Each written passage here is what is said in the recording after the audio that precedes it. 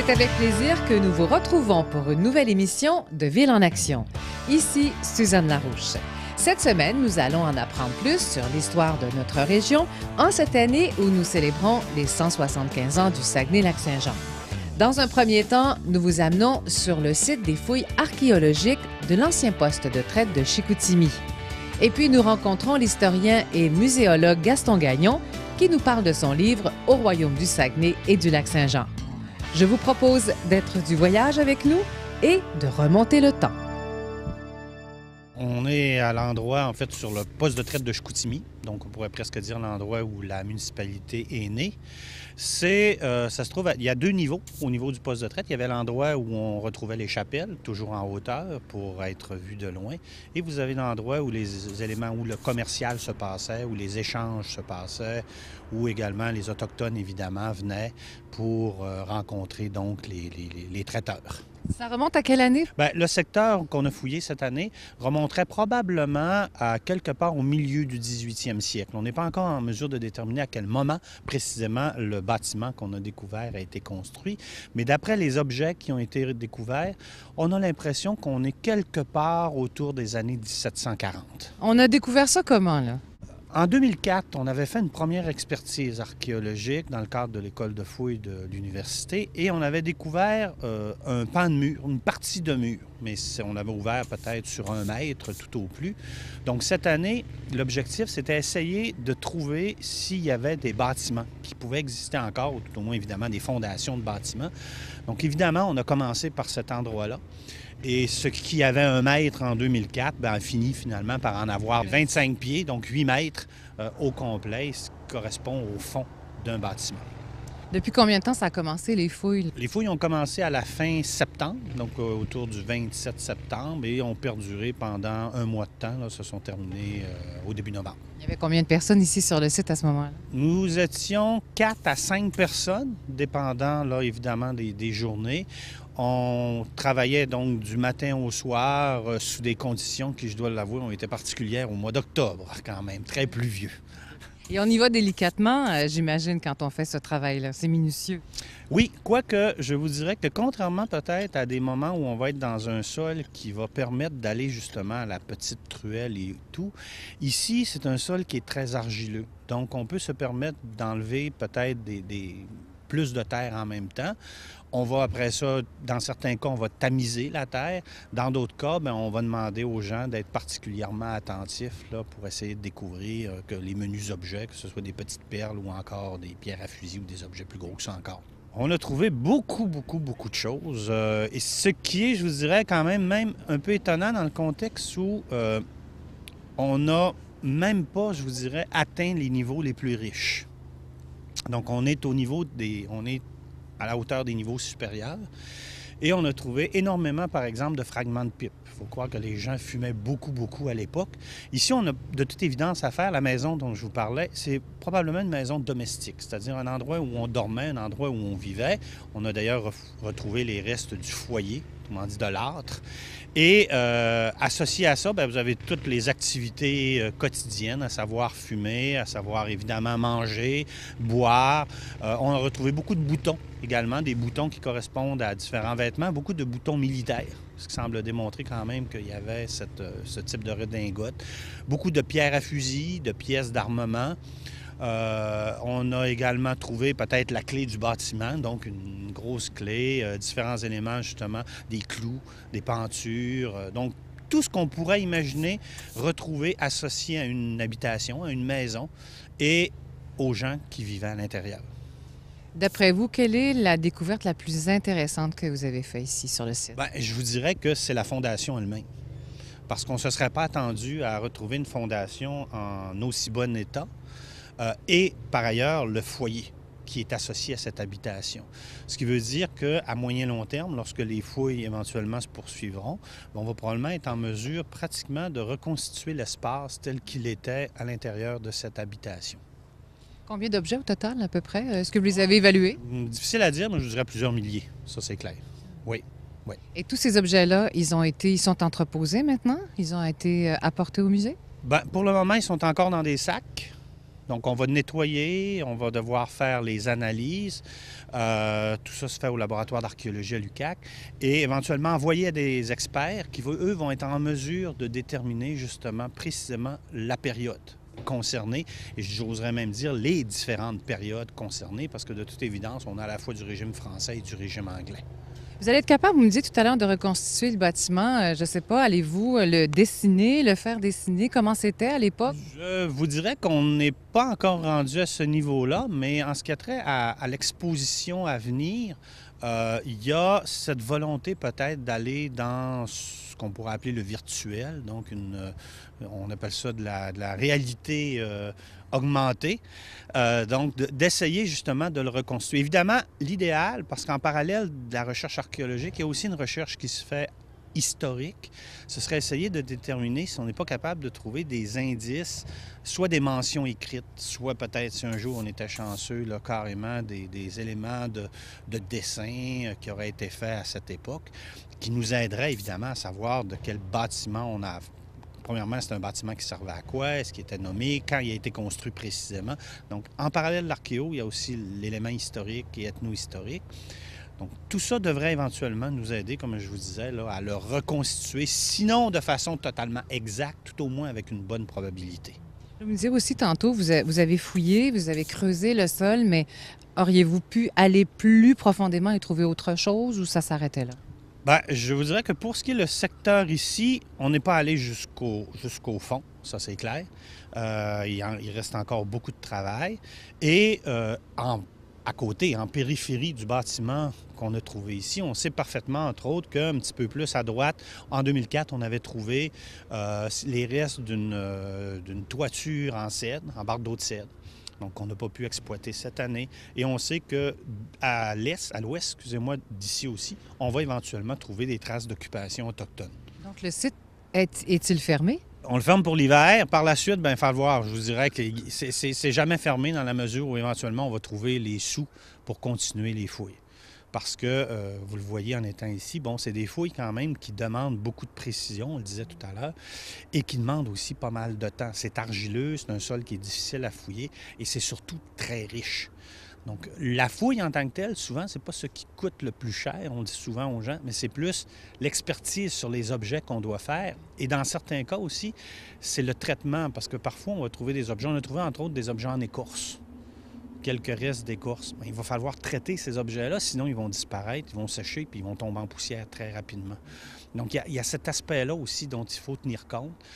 Et par la suite, bien évidemment, la mise en valeur qui pourrait se faire au musée dans le cadre de la nouvelle exposition permanente. En terminant, j'aimerais juste, pour situer les gens, on parlait tout à l'heure qu'on se trouve un peu loin de la rivière, mais autrefois, nous étions à côté.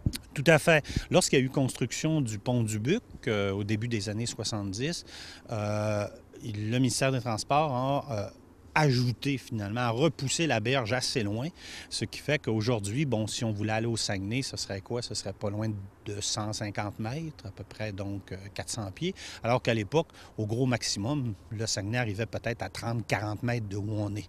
Donc, la vision ou l'idée qu'on en a aujourd'hui ne correspond pas du tout à ce que c'était à l'époque, alors que le poste de traite était carrément sur le bord de l'eau. Est-ce que vous saviez combien de personnes passaient par ici tous les jours pour faire des échanges? Je vous dirais que c'était très variable, évidemment. En hiver, l'individu, les quelques personnes qui restaient ici devaient s'ennuyer, c'était isolé. Bon, il y avait personne, évidemment, qui circulait sur la rivière, donc personne d'Européen, on va dire euro-québécois.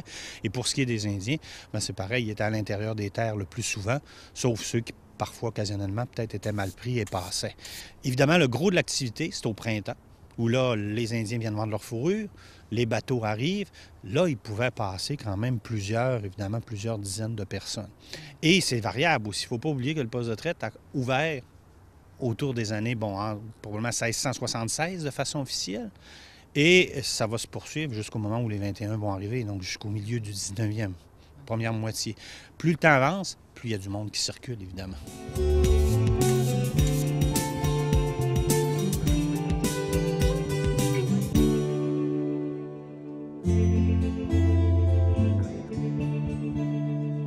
La pulperie travaille actuellement sur une exposition qui s'intitule Chicoutimi jusqu'où l'eau est profonde. En fait, on a reçu en 2013 une subvention du ministère de la Culture pour préparer une exposition permanente. Et donc, on a eu 500 000 $ pour préparer ce projet-là. En fait, on montre les objets à l'intérieur d'une exposition qui parle du poste de traite. Et par la suite, on invite les gens à se déplacer sur le site pour voir le site lui-même et de quoi tout ça en ressort. Les objets comme tels, là, nous avons parlé tout à l'heure avec M. Langevin, beaucoup d'objets qui ont été récupérés. Ces objets-là sont où? Qu'est-ce qu'on va faire avec maintenant? En fait, les objets sont actuellement au laboratoire d'archéologie, donc ils vont avoir des expertises sur les objets, des nettoyages, tout ça. Mais il faut savoir quand même que le ministère de la Culture a déjà une très grosse collection d'objets qui proviennent vraiment de ce site-là, de ce site archéologique-là. Donc, je pense qu'il doit y avoir environ 25 000 pièces. Donc, vous comprenez qu'il y a une partie des objets qui vont être exposés qui proviennent de cette collection-là. Et nous, ce qu'on veut, en fait, c'est de faire cohabiter les deux projets ensemble, c'est-à-dire que plus il va y avoir des fouilles ici sur le site et plus l'exposition chaque année va avoir d'objets nouveaux. Donc, au fil du temps, au fil des fouilles, les objets vont parvenir au musée par la suite et puis on va les interpréter et les exposer.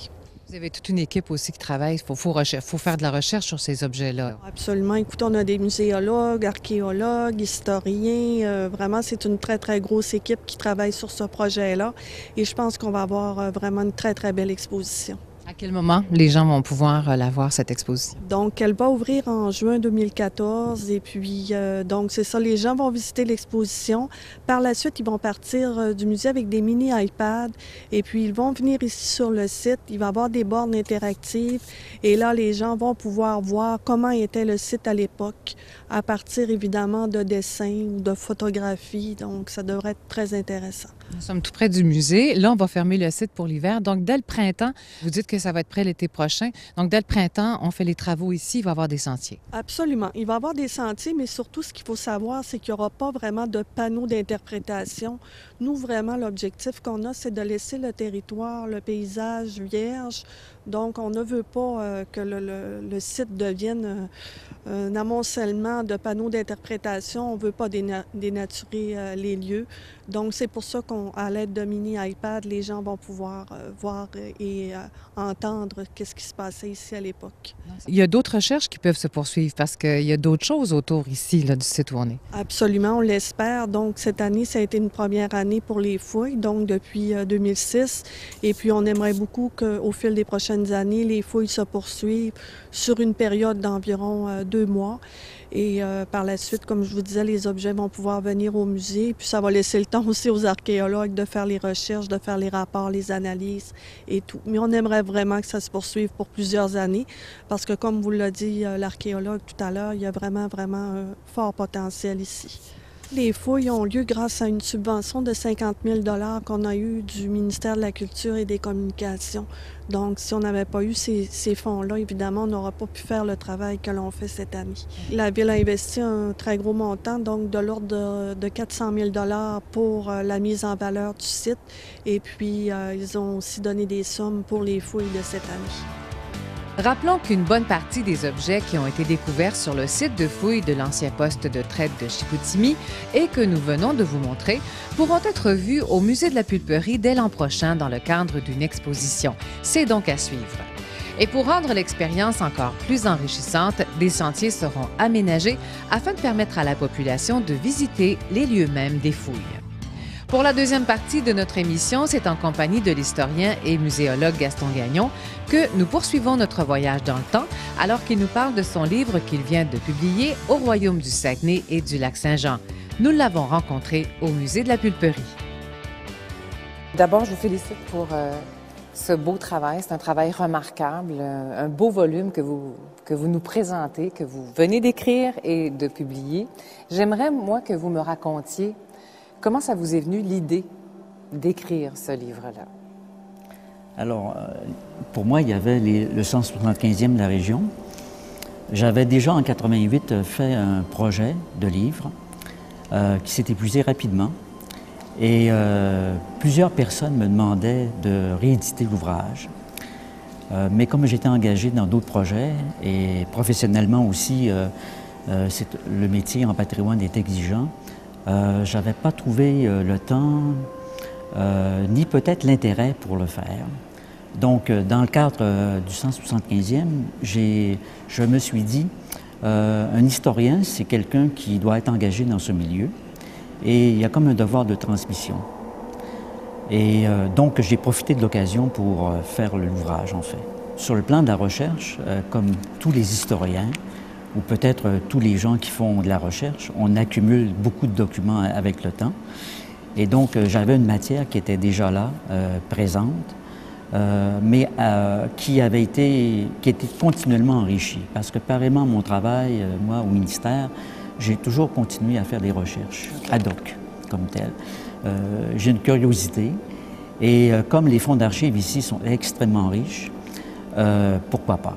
Donc j'ai profité de cet élément-là de disposition de documents pour me lancer dans cette aventure d'écriture, si vous voulez. On dit souvent que bon, l'historien, c'est le maître du temps. Et moi, comme l'ouvrage est fondé sur le fait que, ou le parti, je pense que la région s'est fondée sur des héritages successifs. Où on peut parler, par exemple, de la géologie et jusqu'à aujourd'hui. Donc, forcément, l'élément chronologique, pour moi, est important. Ce que les lecteurs me soulignent, c'est que finalement, on part avec toi, Gaston. C'est-à-dire que, donc, il y a un élément d'enchaînement. Et l'enchaînement, pour moi, est fondamental parce que le trait commun de l'histoire, c'est l'étude du changement et la capacité, comme discipline, de faire des liens entre l'économie, le social, le culturel, le politique. Et c'est la personnalité du travail d'historien. Vous avez une belle collection. On m'a dit que vous avez une très belle collection de journaux, de découpures de journaux que vous avez amassées depuis 30 ans. Vous vous en êtes servi, j'imagine, pour votre livre? Forcément pour la période contemporaine, parce que, comme vous pouvez peut-être le savoir, les documents ne sont pas dans les archives, parce que c'est des documents trop récents. Donc, il faut pouvoir puiser dans ce qui est disponible. Et effectivement, depuis presque 30 à 40 ans, j'accumule de l'information. Et ça tient aussi peut-être à quelque chose que j'ai mis dans l'introduction. C'est dans les derniers écrits du Frère Untel, donc Jean-Paul Desbiens, où il mentionne que finalement, si on veut connaître véritablement une société, c'est par les journaux que cela se fait. Et donc, effectivement, il faut être curieux et pouvoir puiser dans beaucoup de productions journalistiques, mais en même temps avoir comme historien un esprit critique par rapport à l'information dite, en cherchant ce qui est structurant dans ce qui est dit comme tel. Et pour moi, ça a été un peu comme la ligne de conduite par rapport à la période contemporaine, donc de saisir qu'est-ce qui est porteur dans notre développement régional. Comment vous avez choisi vos chapitres? Comment ça s'est déterminé? Vous avez bâti votre livre? Moi, j'ai pensé que, par exemple, quelqu'un qui arrivait ici, c'était important d'abord qu'il saisisse tout de suite la réalité du milieu. Donc, moi, le premier chapitre, et il y a 9 chapitres en fait, j'aime beaucoup les chiffres impairs. Et donc, le premier chapitre, c'est une présentation actuelle de la région. Bon, on apprend là-dedans, par exemple, que le nom Saguenay-Lac-Saint-Jean, c'est un nom qui est récent dans notre histoire, parce qu'on s'est appelé avant d'autres noms, Saguenay, on s'est appelé le domaine du roi, les postes du roi, etc. Donc, il y a eu une évolution dans notre toponymie. Je parle également de tout l'aspect géographique parce qu'effectivement, pour moi, il y a comme 3 espaces ici, le lac, le Saguenay comme tel et le fjord. Je parle également, bien sûr, de l'économie parce que finalement, c'est l'élément fondamental qui structure notre milieu. Et donc, cette présentation permet d'introduire le lecteur aux autres chapitres qui suivent. Vous parliez tout à l'heure que ce livre-là, en fait, ça a été fait dans le cadre du 175e. C'est ce que vous désiriez? Oui. Moi, j'ai cherché par cet événement de commémorer, mais en même temps de dresser une espèce de bilan Il y a un historien que j'aime bien, qui est Fernand Braudel, qui dit, bon, l'histoire, c'est la mesure du temps ou du monde comme tel. Donc, quel est le bilan qu'on peut faire de la région aujourd'hui? Alors, le livre touche à ces aspects-là. Donc, c'est pour ça que, pour la période contemporaine, par exemple, je parle des enjeux de la région, ce qui nous structure, mais en même temps, les défis qu'on doit rencontrer dans les années à venir. Éléments que nous n'avions pas dans le passé. Un exemple, le vieillissement de la population. Nous étions une région jeune, très populeuse, bon, où le taux de natalité était très, très élevé. On a un retour des choses aujourd'hui. On a une économie aussi en même temps qui souffre depuis, on pourrait dire, les années 30 d'absence de diversification économique. Il y a eu des essais importants qui ont été faits du côté de l'aluminium en particulier, mais on sait à partir de la crise forestière que effectivement, on a mal à redémarrer ce secteur-là.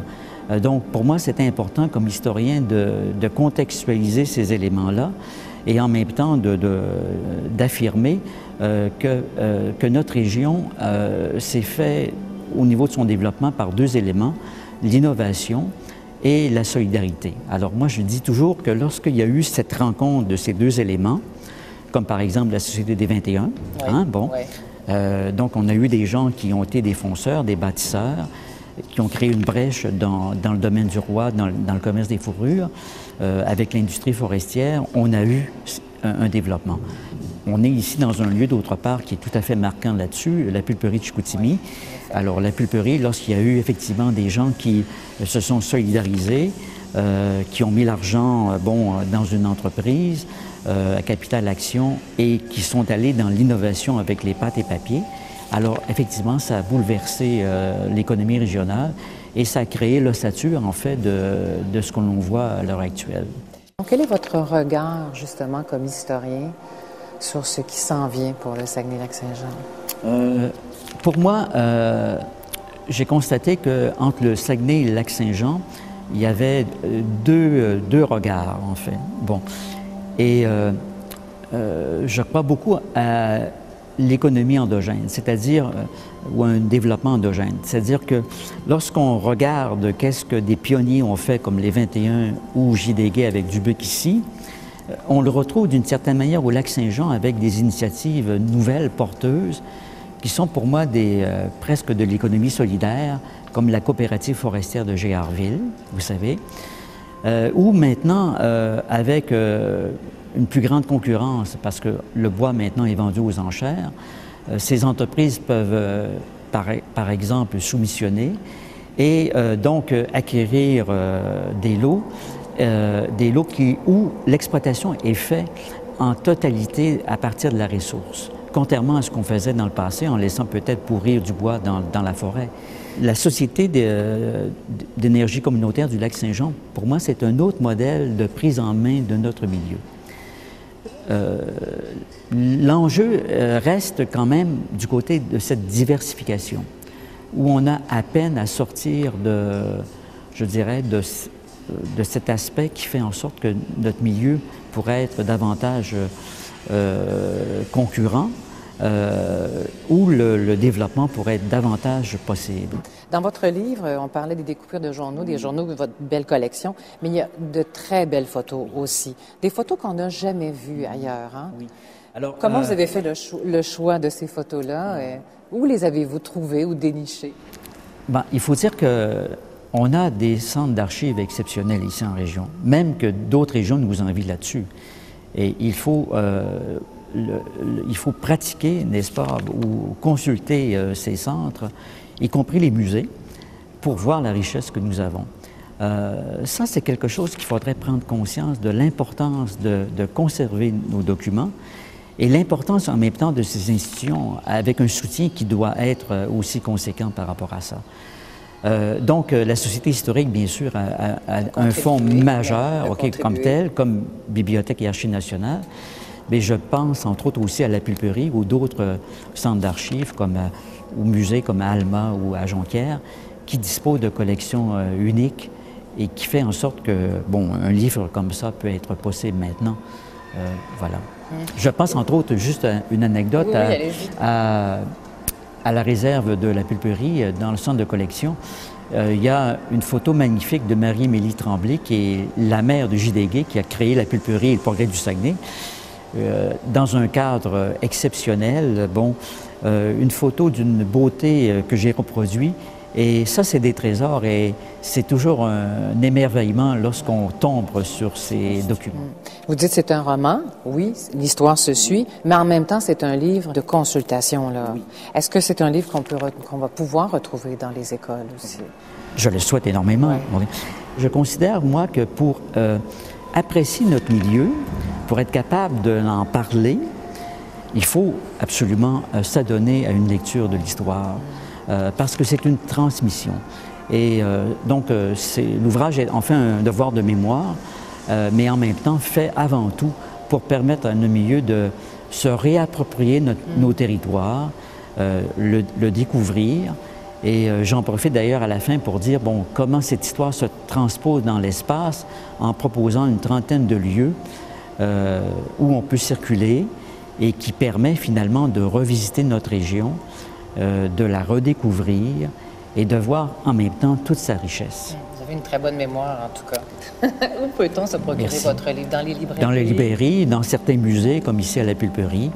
Et donc, le cadeau que maintenant que donnent les lecteurs à l'historien, c'est justement qu'il soit apprécié.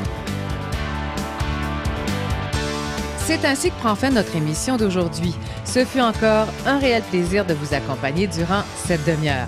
Si vous avez des commentaires et des suggestions, n'hésitez pas à communiquer avec nous sur le site Internet de Ville en Action, où vous pourrez aussi revoir cette émission. Je vous souhaite de passer une excellente semaine et je vous dis à bientôt.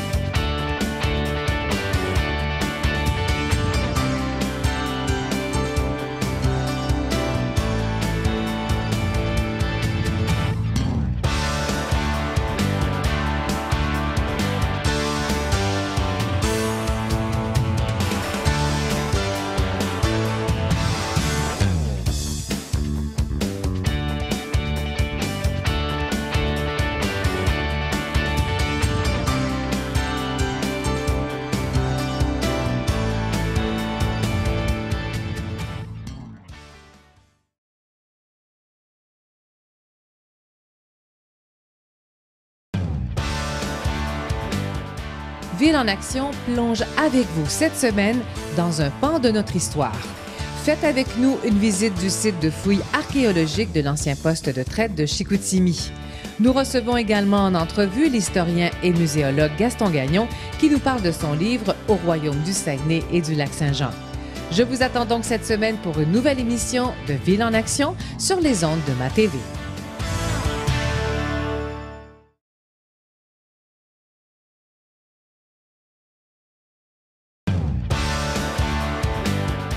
Ville en Action plonge avec vous cette semaine dans un pan de notre histoire. Faites avec nous une visite du site de fouilles archéologiques de l'ancien poste de traite de Chicoutimi. Nous recevons également en entrevue l'historien et muséologue Gaston Gagnon qui nous parle de son livre « Au royaume du Saguenay et du Lac-Saint-Jean ». Je vous attends donc cette semaine pour une nouvelle émission de Ville en Action sur les ondes de TVDL.